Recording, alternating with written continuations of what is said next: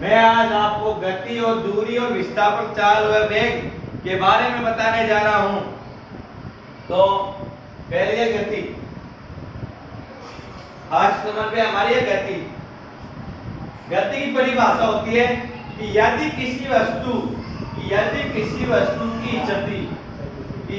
किसी वस्तु की स्थिति किसी स्थिर वस्तु के सापेक्ष समय के साथ बदलती रहती है, उसे गति कहते हैं।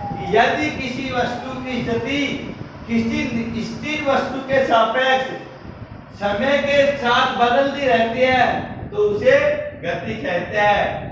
जैसे चलती ट्रेन बिजली के पोल या पटरी के किनारे स्थित है। कि चलती ट्रेन जो बिजली के पोल या पटरी के किनारे स्थित है और पेड़ पौधों के सापेक्ष अपनी स्थिति बदलती रहती है।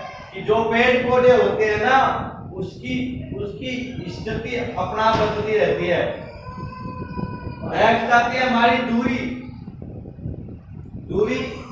दूरी परिभाषा है वस्तु द्वारा किसी समय अंतराल में तय किया गया मार्ग संपूर्ण लंबाई को दूरी कहते हैं। कि वस्तु द्वारा अंतराल में तय किया गया मार्ग संपूर्ण लंबाई को दूरी कहते हैं। यह एक अदिश राशि होती है, यह सदैव धनात्मक होती है। यह एक अदिश राशि होती है और ये धनात्मक होती है। नेक्स्ट है हमारा विस्थापन की परिभाषा है कि वस्तु की अंतिम स्थिति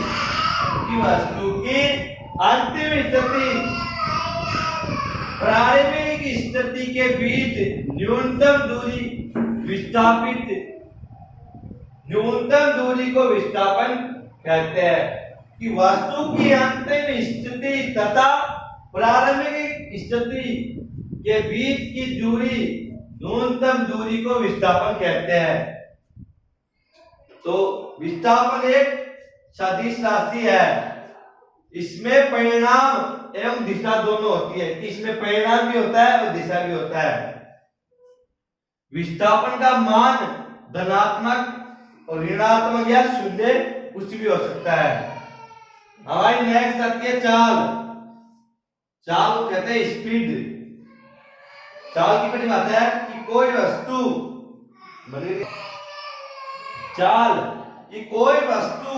इकाई समय में जितनी दूरी तय करती है उसकी चाल कहते हैं। उसी को ही चाल कहते हैं।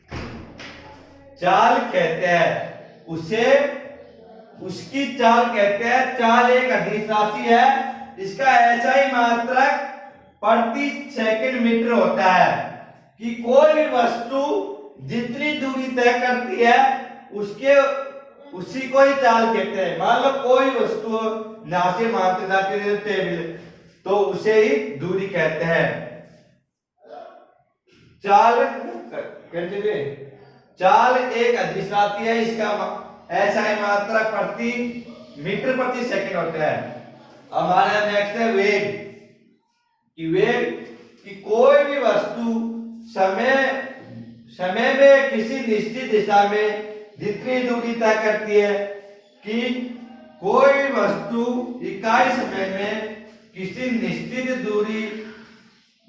दिशा में जितनी दूरी तय करती है यानी जितना विस्थापन होता है उस वस्तु का वेग कहते हैं। कि कोई भी वस्तु इकाई समय में किसी निश्चित दिशा में जितनी दूरी तय करती है यानी जितना विस्थापित होता है उसे ही उस वस्तु का वेग कहते हैं। यह एक अदिश राशि है। इसका ऐसा ही मात्रा मीटर प्रति सेकंड होता है। एक धनात्मक और ऋणात्मक या शून्य भी हो सकती है। ये भी एक धनात्मक और वो भी शून्य भी हो सकती है। तो हमारा नेक्स्ट है त्वरण की परिभाषा है कि किसी वस्तु के वेग में परिवर्तन की दर को उस वस्तु का त्वरण कहते हैं। कि किसी वस्तु किसी वस्तु के वेग में परिवर्तन की दर को उस वस्तु का त्वरण कहते हैं। त्वरण को प्राय ये से प्रदर्शित करते हैं, मतलब प्रदर्शित या सूचित करते हैं, वही बात है।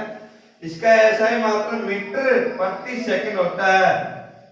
यदि वस्तु के वेग में बराबर समांतरालों में बराबर परिवर्तन रहता है तो उसका त्वरण एक समान त्वरण कहलाता है।